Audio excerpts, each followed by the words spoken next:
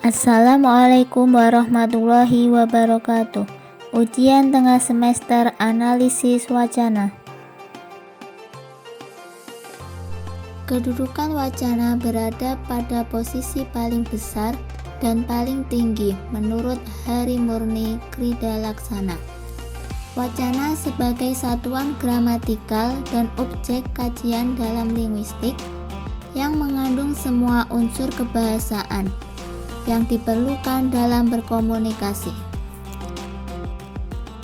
Analisis wacana menekankan kajiannya pada penggunaan bahasa dalam konteks bermasyarakat, khususnya dalam penggunaan bahasa. Tujuan analisis wacana adalah untuk mengungkapkan kaidah kebahasaan yang mengonstruksi wacana, memproduksi wacana, memahami wacana, dan melambangi suatu hal dalam wacana, dalam fungsinya sebagai alat komunikasi. Dan apabila tidak memahami dari analisis wacana, tidak akan bisa menggunakan suatu bahasa yang tentunya memiliki manfaat dalam proses belajar bahasa serta perilaku berbahasa. Mengkaji wacana secara sungguh-sungguh itu akan meningkatkan pemerolehan kompetensi komunikasi. Ciri-ciri wacana lisan yaitu wacana lisan memerlukan daya simak yang tinggi agar interaksi tidak terputus. Wacana lisan sulit diulang dalam arti mengulang hal yang sama dengan ujaran pertama. Wacana lisan biasanya lebih pendek daripada wacana tulis. Wacana lisan juga melibatkan unsur kebiasaan atau pengetahuan yang telah diketahui bersama. Wacana lisan dapat dilengkapi dengan gerakan anggota tubuh untuk memperjelas makna yang dimaksud. Wacana tulis memiliki ciri-ciri yang meliputi: wacana tulis biasanya panjang. Wacana tulis menggunakan bentuk bahasa yang baku. Wacana tulis dapat dilihat kembali tanpa ada perbedaan unit-unit kebahasaannya. Wacana tulis biasanya mempunyai unsur kebahasaan yang lengkap. Jadi, perbedaan antara wacana lisan dengan wacana tulis yaitu wacana lisan cenderung berisi kalimat-kalimat yang tidak lengkap, bahkan hanya sering berupa urutan kata yang berbentuk frasa. Sebaliknya, wacana tulis cenderung lengkap dan panjang-panjang.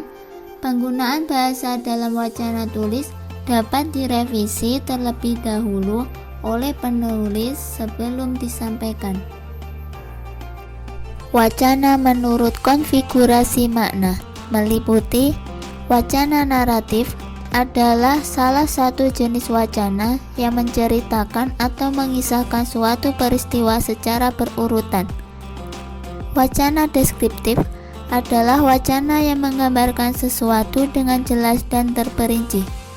Wacana prosedural merupakan rangkaian tuturan yang menggambarkan sesuatu secara berurutan yang tidak boleh dibolak-balik unsurnya.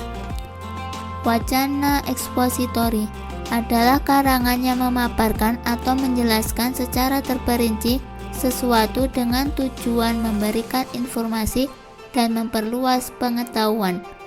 Wacana hartatori digunakan untuk mempengaruhi pendengar atau pembaca agar tertarik terhadap pendapat yang dikemukakan. Wacana humor adalah wacana yang dalam penyampaiannya menggunakan implikatur percakapan.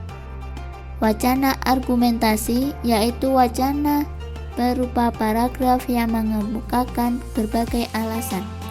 Wacana menurut fungsi bahasanya meliputi beberapa teks, yaitu teks fatik, merupakan bahasa yang timbul dalam ucapan yang mengutamakan tersambungnya atau terbukanya jalur ungkapan. Contohnya, interaksi seorang guru di sekolah. Teks ekspresif merupakan teks yang menunjukkan pendapat atau perasaan pengiring. Contohnya, "Wow, enak sekali rasa kue pelangi ini." Kalimat tersebut mengungkapkan ekspresi rasa kagum.